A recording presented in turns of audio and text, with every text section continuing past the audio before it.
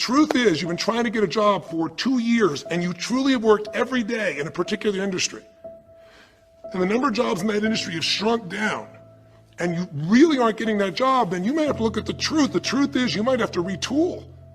You might have to say, gosh, the industry I'm in is gone. I mean, gross, simplistic example, but for years, vinyl records were around for 85 years. And it was a gigantic industry. And things came and went. During the vinyl record time, what happened? Well, remember those 8-track tapes? Are you ancient enough to remember those things? Maybe you know somebody who remembers those things. These big boxes, you push it in and out. Yeah, 8-tracks came and went, vinyl records were still here. And then cassette tapes came, right? And cassette tapes were smaller and more compact and more convenient and more seemingly indestructible. And they came over here, and vinyl records were still selling like crazy. If you had a job in vinyl records, you kept it. But then a little thing came along called the CD. And when that happened, almost overnight, you saw an entire industry that had been around almost a century was gone. If you were the guy that worked in the vinyl record factory and knew everything about it, it was the second generation, didn't matter. It was over.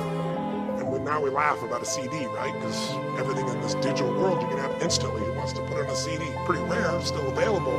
In vinyl records, maybe there's a small market of people that are collectors, but it's gone. My point is, if you're in the vinyl record business, you got to tell yourself the truth. You got to see it as not worse than it is, but you also got to get the truth and deal with it. You got to deal with the cards you're dealt. You're going to have to retool. You're going to have to change something. You might have to move. If you live in the Gulf, and I don't support anything that's happened there, who could? It's unconscionable what's happened with BP. But if you live in the Gulf and you're a third-generation fisherman, and you fish for oysters, and they're dead, you better get to the truth. Are they going to be dead for 2 years or 10 or 20 to the best of your ability? And you might say, well, I can't do anything else. I can't. I'm a third generation. This is all I know. Yes, you can. Get to the truth and deal with it. Deal with the card you dealt with. You got to deal with it, sure, I'm sure legally, but in the meantime, you got to take care of your family. I'm not saying this off the cuff easy because I've been in those situations where it's impossible, it's unjust, it's wrong, but I still got to deal with it just like you. Am I making sense? It's like, you might say, I've lived here my life. You might have to move. You might have to fish someplace else. You might have to, I know you still got to deal with all the consequences, but you got to take back control of your life. There are unjust things that happen, but you got to take control. Easy for me to say, I'm not sitting in your shoes. I get that. But who hasn't experienced some form of injustice someplace? Who's not dealt with something unfair? Who's not dealt with something that wasn't meant to be unfair, but it affected your entire life, your career, your finances, whatever? You got to tell yourself the truth, and you got to get to those dealing with the reality right now. The longer you wait, the longer the crisis will be.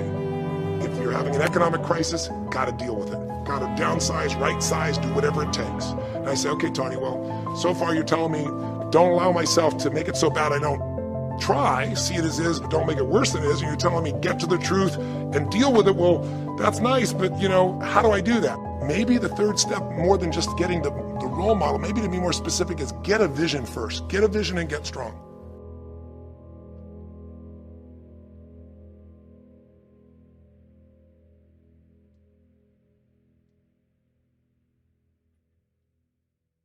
I used to tell my guys all the time, I say, man, it's a big difference between somebody that works hard and a hard worker.